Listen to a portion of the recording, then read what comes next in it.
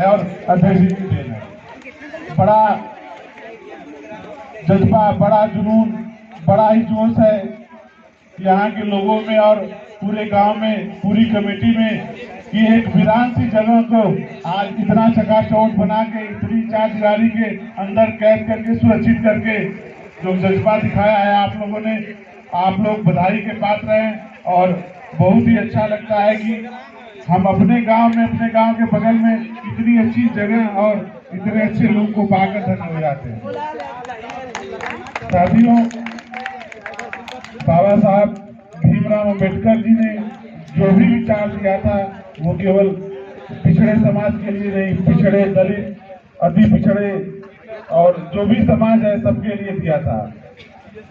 कुछ लोगों ने बांटने का काम किया कि बाबा साहब केवल इन लोगों के हैं और इन लोगों के नहीं है, ऐसा नहीं था।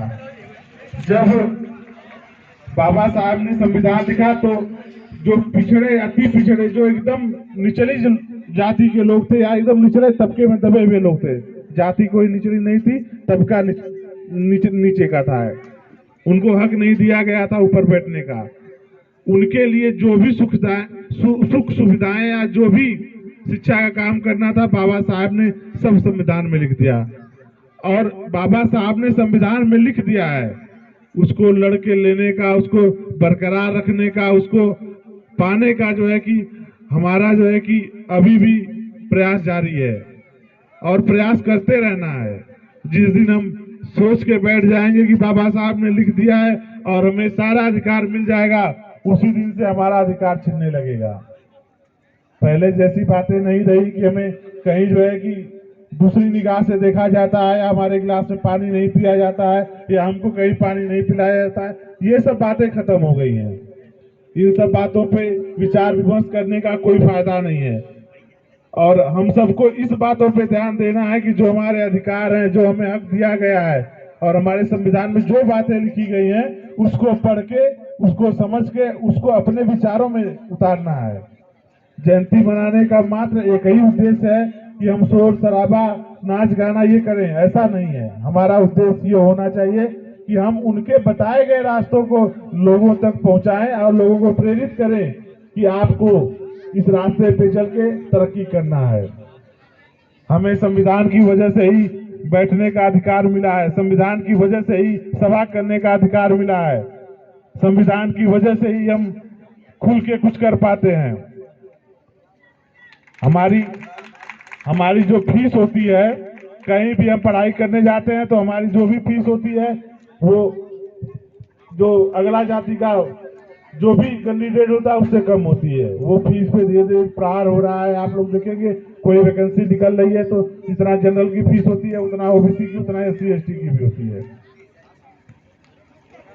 और जो यहाँ पे जो प्रयास किया गया है कि लाइब्रेरी के साथ साथ जो है कि निःशुल्क कोचिंग की व्यवस्था, ये काम जो है कि अभी चालू हुआ है, बहुत ही काबिल तारीफ है। हम लोग कुछ दिनों से नहीं आ पा रहे थे यहाँ पे कार्यक्रम में, तो आज आया, मैं देखा हूँ कि नहीं, एक भवन बन के तैयार है लाइब्रेरी के लिए, बड़ा अच्छा लगा देख के।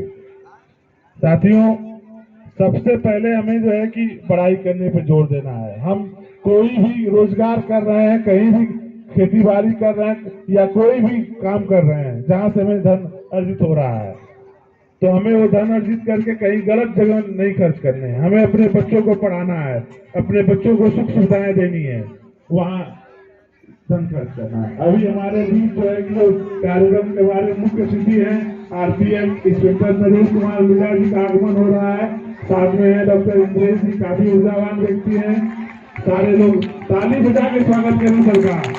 हम लोगों के बीच जो है कि बता चुके हैं RPM इंस्पेक्टर नरेश कुमार मीणा जी और डॉक्टर इंद्रेश जी। दोनों लोगों की ऊर्जा, उत्साह और योगदान किसी से छिपा नहीं है। काफी सराहनीय योगदान भी रहा। अवसर के बारे में देखते होंगे आप लोग की अवैध कामों पे नकेल लगाने के लिए, गलत कामों में लिप्त लोगों को जो है कि उनके स्थान पर पहुंचाने का काम करते हैं, जेल भेजने का काम करते हैं। तो सर का बहुत बहुत स्वागत है और आप मंच पर आसीन हो जाएं। तो अभी तक केवल एक औपचारिकता चल रही थी कि हमारे मुख्य अतिथि आएंगे और कार्यक्रम की शुरुआत होगी। तो एक बार मैं चाहूंगा कि सभी लोग जय भीम नमो बुद्धाय बोलते हुए सर का ताली बजा के स्वागत करें। जय भीम नमो बुद्धाय, जय भीम नमो बुद्धाय। और जैसा कि कार्यक्रम संचालित करने से पहले मुझे बताया गया था कि नरेश कुमार मीणा जी और इंद्रेश जी और सब लोग आए हैं, तो पहले बाबा साहब पे पुष्प और फूलों को अर्पित करते हुए कार्यक्रम की शुरुआत की जाएगी। तो मैं नरेश कुमार मीणा जी से आग्रह करूंगा कि और कमेटी के सदस्यों से निवेदन करूंगा कि आए और सर को मंच पे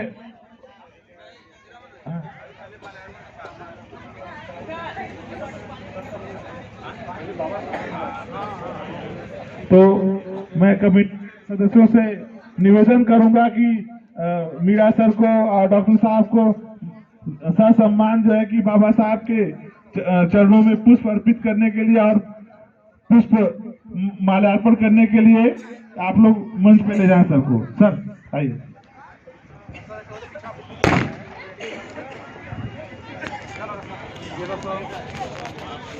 माइक दे दीजिए। माइक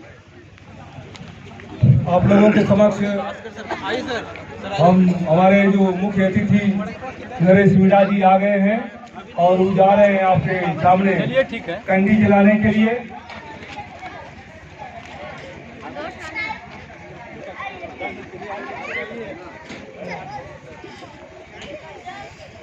रविंदर भैया और संजय मास्टर साहब से अनुरोध है कि हमारे अध्यक्ष राजेंद्र जी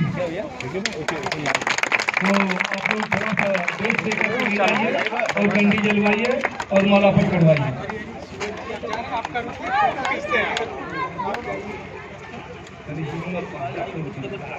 सर जी थोड़ा सा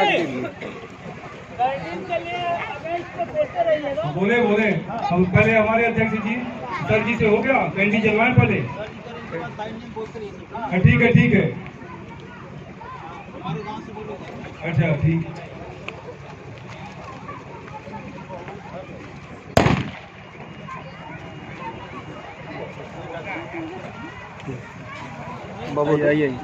डॉक्टर इंद्रेश जी, लड़के माननीय डॉक्टर इंद्रेश जी आप लोगों के समक्ष कैंडी जला रहे हैं।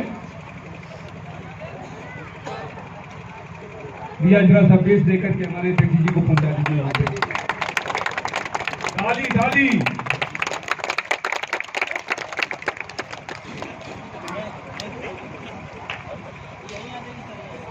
देख रहे हैं बोलिए। आपके समक्ष हमारे डॉक्टर भीमराव अंबेडकर दल के अध्यक्ष माननीय राजेंद्र जी, देखिए इनके अंदर एक उत्साह है, एक एनर्जी, एक ताकत है। बाबा साहब की ऊर्जा इनके अंदर रोम रोम में भरी हुई है। हाँ सर, ब्रिजेश यादव, राममोहन यादव, इसके बाद अगली कड़ी में ब्रिजेश यादव जी और राममोहन यादव जी लगा लेता है कंडी जला रहे हैं, अगरबत्ती जला रहे हैं। बिल्कुल यादव। बाबा साहब अमर रहे, अमर रहे। बाबा साहब अमर रहे, अमर रहे। बाबा साहब अमर रहे, अमर रहे। बीरबल यादव जी कंडी जला रहे हैं।